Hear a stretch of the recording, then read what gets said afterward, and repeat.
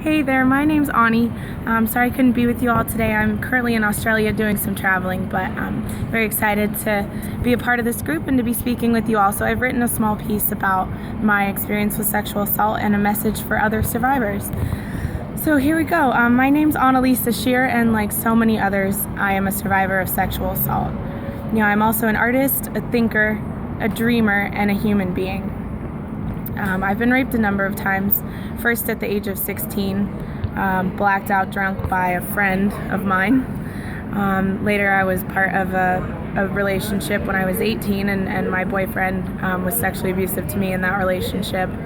Most recently I was raped at the age of 23 by a man who I initially wanted to have sex with.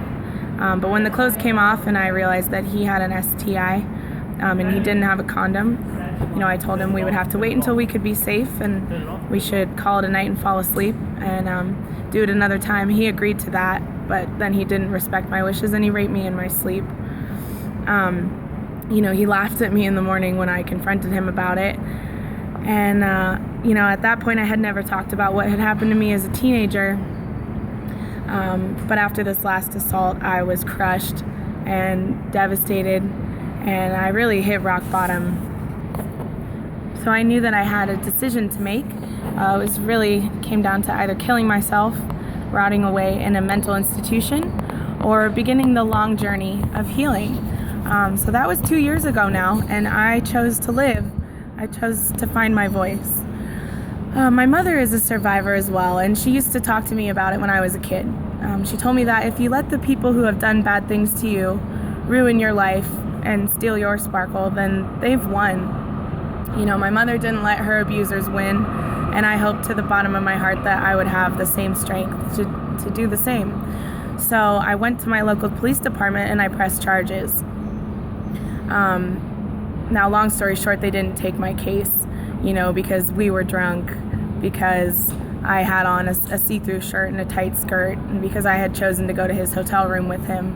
But really, it's because we live in a society that caters and promotes a rape culture. They literally said to me, "Sorry, but that's just the way it is." Now, I knew this was wrong, and I couldn't understand why no one at the district attorney's office seemed to care.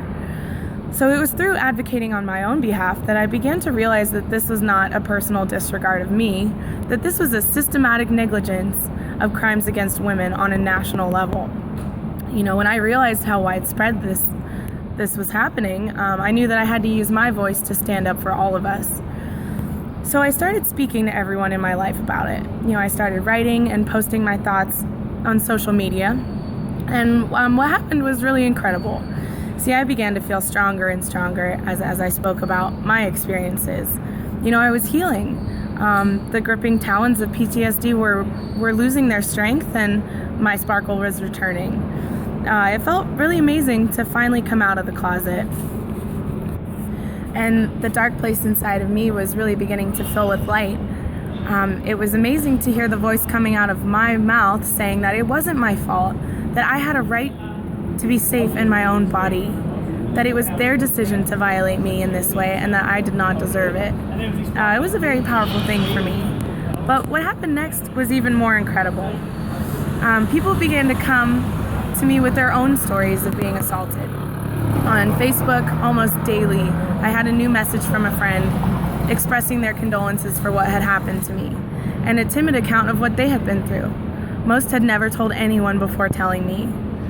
Now, I was heartbroken to hear just how prevalent sexual assault had been in so many lives of the people in my circle, but I really was honored that they had trusted me, and I had created a safe space for them to share their stories and an opportunity to get this burden off of their chest. They understood that they weren't alone and that it wasn't their fault, and almost everyone expressed, a sense of relief and gratitude for having this space to speak. And each new account of injustice sparked a new flame on my fire of speaking this truth. So last year, I decided to travel, to try and reclaim my kindness and my wonder for the world. I met a beautiful soul in Australia in the bathroom of a hostel one night, a young woman from England called Beth. We became good friends and we parted ways as you do when traveling.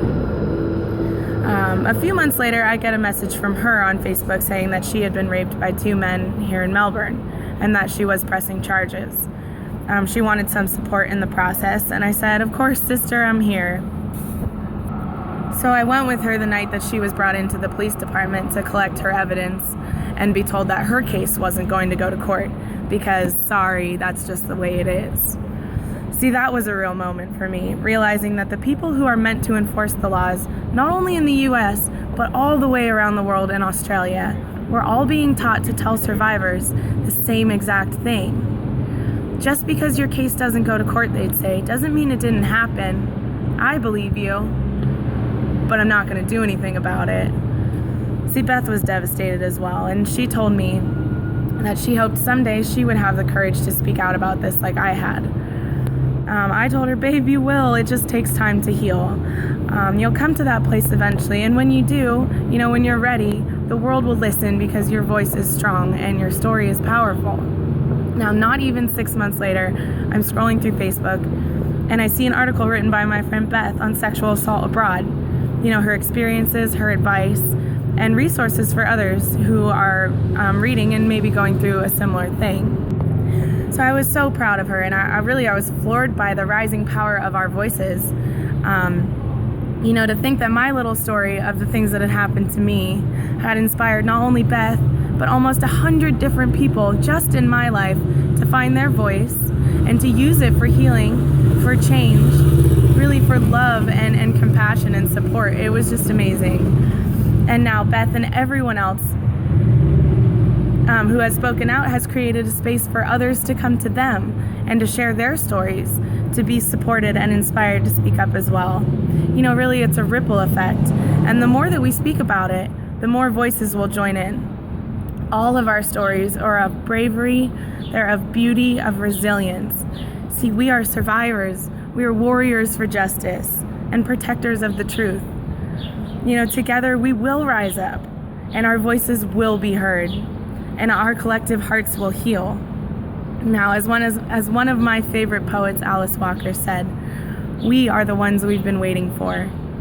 So don't sit in silence. Find your voice and use it, because when you are ready, you can tell your story with your head held high, and it will make all the difference.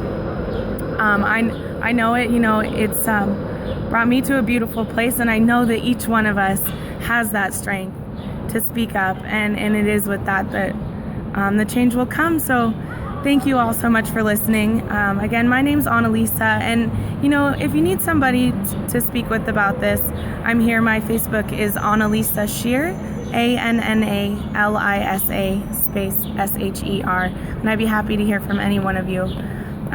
So yeah, thanks again. I love you guys, and take good care.